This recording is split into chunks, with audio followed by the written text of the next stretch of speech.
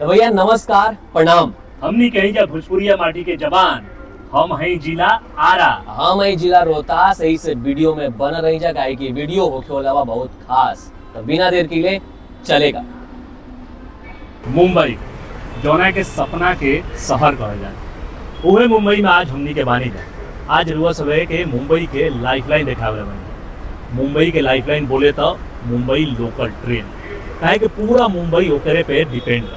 ओकरा बिना एक दिन भी मुंबई चल नहीं के सकत, काहे कि रोड से जाए में बहुत टाइम लग जाला और मुंबई लोकल से आप फटाक से एक जगह से दूसरा जगह आराम से पहुंचेंगे। चली जा आज रोज सब के दिखाएं जा मुंबई के लोकल। अभी हमनी के बानी जा बरसोवा मेट्रो पे, एजा से मेट्रो लेके अंधेरी पहुंचल जा, अंधेरी से उतर के जाएं जा मुंबई लोकल में, फिर ओइजा से हमनी के सफर आगे के दिखाएं जा कि कैसे मुंबई लोकल में सफर हुई।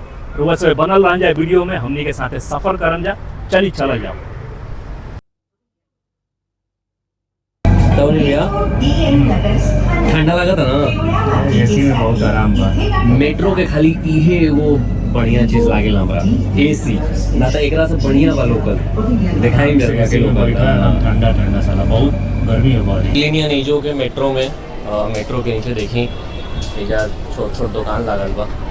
हालांकि अनिल भैया एजा के मेट्रो हमारा तनी कंजस्टेड लागल दिल्ली थोड़ा के मुकाबले। कंजस्टेड बा, वो छोटा डिजाइने बनावल बा ओकर। जगह नहीं है ना, प्लेटफॉर्म भी इतना छोटा है ना, लेकिन राहत बाकी भाई ये जो मेट्रो बहु है, आगे जाए के आराम बा, कम से कम ट्रैवल करे खातिर सही बा।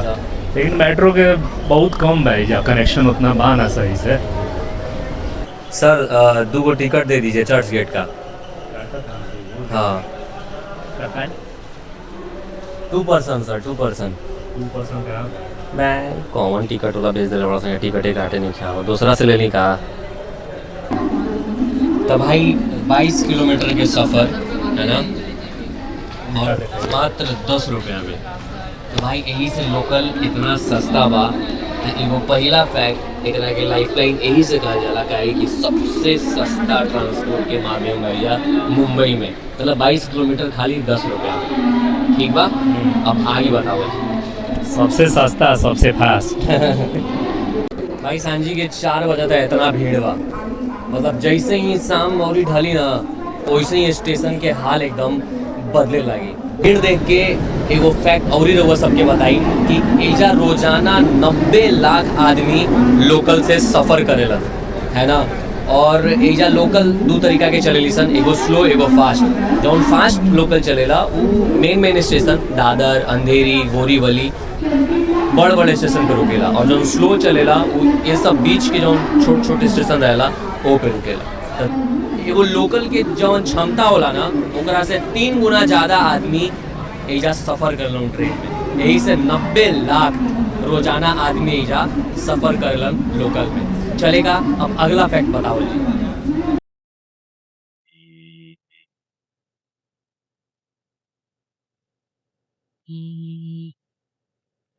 टोटल एजा लोकल के ना कम से कम 460 से 475 किलोमीटर के नेटवर्क बा। ई पूरा एशिया के सबसे बड़ रेल नेटवर्क ई चीज़ एकरा के बनावेला। मतलब एजा और टाइमिंग बताई, टाइमिंग का बा एजा के सुबह 4 बजे से लेकर रात 1 बजे 24 घंटा में 21 घंटा लगातार एजा लोकल चलेला। अब रउआ अनुमान लगा ली ये चीज़ से कि कितना ज़्यादा आदमी ए पर निर्भर पड़ल है। तो फिर से यही से एकरा के लाइफलाइन कहल जाला। अभी तो सांझी के 4:30 बज रहा बा, हमनी के अंधेरी स्टेशन पे वहीं जा एजा लटके के लोकल आई बा। भाई देख लीजिए भीड़। अब यही में हमनी के चढ़े के बा।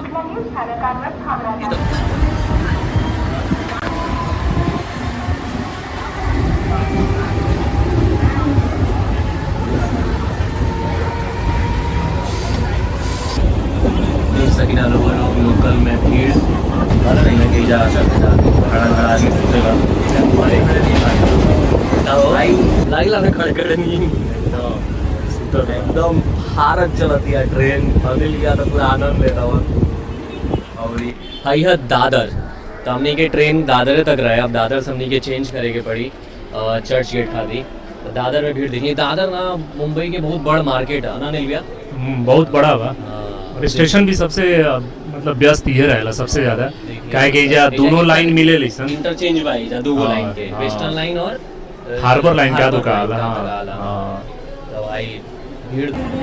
तो भाई हमने के भाई जब भी दादर अनिल भैया अब दादर के पारेवाची से तारा एगो वाक्य बना रही बा जल्दी बनाओ 3 सेकंड गिरम ना तो हार जीवा 1 2 गागर। 3 ये तो खाली शब्द भाई चलो एगो और ही मौका देते हैं सेंटेंस वाक्य बनावे बा वाक्य दादर के पारेवाची से शब्द लेके पारेवाची शब्द लेके और एक बनावे के बा एगो वाक्य दादर के परिवाची का इनका नाम है सर परिवाची किसी का है हम बताइए कैसे दादर हाँ। जब राती के ठंडा लागेला हम मोड़ के सुतीना चादर ऐसे थोड़े रही आप पिताजी के इंग्लिश में बोला जाला फादर ये तो खाली सब बदल रहा है वो से थोड़े हो गया अरे तो परवाची है ना भाई भाई दादर के परवाची फादर घाघर अरे तो गागर को हाँ, गागर ना भाई हाँ तो ये तू वाक्य ना बनावे के रहे वाक्य। घाघर से वाक्य बनावा गागर से घाघर से गागर से गागर गागर से हम कैसे बनेंगे पानी अगर ज्यादा भरा दी तो फूट जाई घाघर ट्रेन आ गई भाई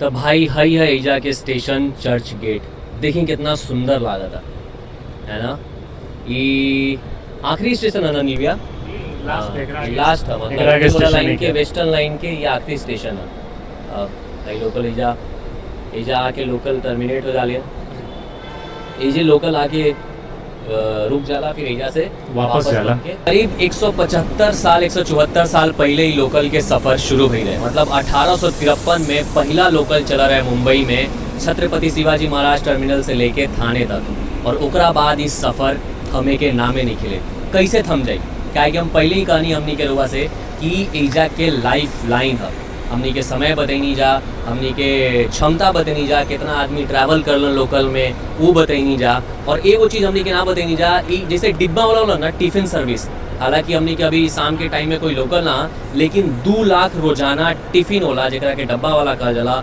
उहो ही लोकल से ट्रैवल करेला और हर ऑफिस में खाना पहुँचावेला तो आप समझ ली कि कितना बड़ आंकड़ा बा अगर आप भी कभी लोकल में सफ़र किए बानी तो अपन एक्सपीरियंस कमेंट में बताई जरूर हमनी के फिर से मिलल जी एगो नया वीडियो में तैया मुंबई के लोकल मुंबई के लाइफ लाइन वीडियो देखे खातिर बहुत बहुत धन्यवाद चैनल के जरूर सब्सक्राइब करी काहे कि भोजपुरी अपन समाज अपन भाषा अपन बोली के रहुआ ऐसे इग्नोर ना कर सकीला तो सहयोग करी सपोर्ट करी वीडियो शेयर करी स्वस्थ रही मस्त रही अब एजा हमने चल जी गेटवे ऑफ इंडिया तो दूसरा पार्ट खाती तैयार रही